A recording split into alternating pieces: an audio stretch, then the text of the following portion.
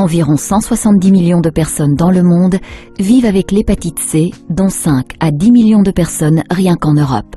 L'hépatite C est une maladie guérissable. En France, environ 16% des personnes infectées ont reçu ou reçoivent actuellement un traitement. Cela s'explique par le fait que certaines personnes ne savent pas qu'elles sont infectées, étant donné que les symptômes hépatiques peuvent n'apparaître qu'après des années, rester non spécifiques, comme ressentir de la fatigue. Par conséquent, il est difficile de savoir combien de personnes sont porteuses de cette maladie silencieuse.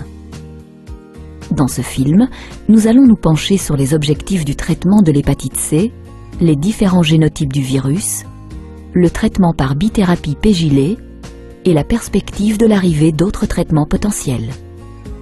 Le principal objectif du traitement contre l'hépatite C est d'atteindre une réponse virologique prolongée, ou RVP. On parle de RVP lorsque le virus demeure indétectable dans le sang du patient 6 mois après la fin du traitement. Les patients qui atteignent une RVP sont considérés comme guéris. Les patients qui ne parviennent pas à atteindre une RVP sont classés en échec de traitement, ce qui signifie que le virus est toujours présent dans leur sang après le traitement. Il existe différents types d'échecs de traitement répartis en fonction de la diminution de la quantité de virus dans le sang, ou charge virale, au cours du traitement. Une réponse nulle indique que le patient présente une petite baisse de la charge virale de l'hépatite C, moins de 2 log à la semaine 12.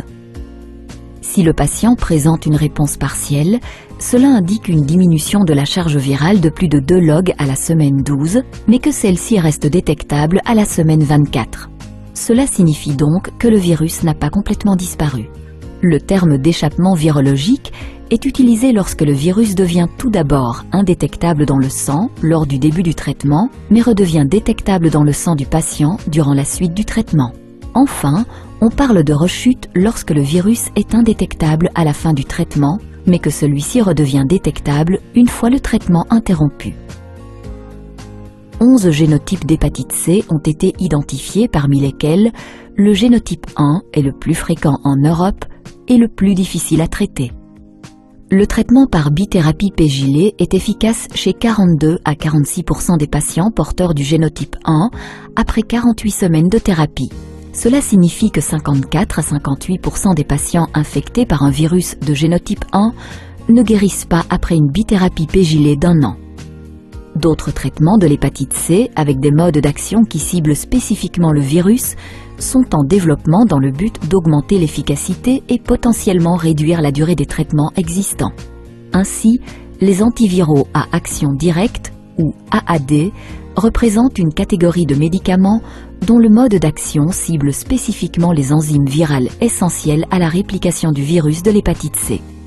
L'hépatite C est guérissable avec des taux de succès variables selon le génotype du virus lors d'un traitement par bithérapie pégylée. En France, environ 16% des personnes infectées ont reçu ou reçoivent actuellement un traitement. Si on la laisse se développer durant de longues périodes sans traitement, l'hépatite C peut entraîner des lésions hépatiques sévères permanentes, voire un cancer du foie. Cependant, l'une des caractéristiques remarquables du foie humain est qu'il peut se régénérer, ce qui signifie que lorsque les patients guérissent de l'hépatite C, leur foie peut se reconstituer avec le temps. Enfin, d'autres traitements qui ciblent spécifiquement le virus sont en développement. Aussi, si vous n'avez jamais été dépisté ou que vous pensez avoir été infecté par le virus, parlez-en à votre médecin ou votre pharmacien.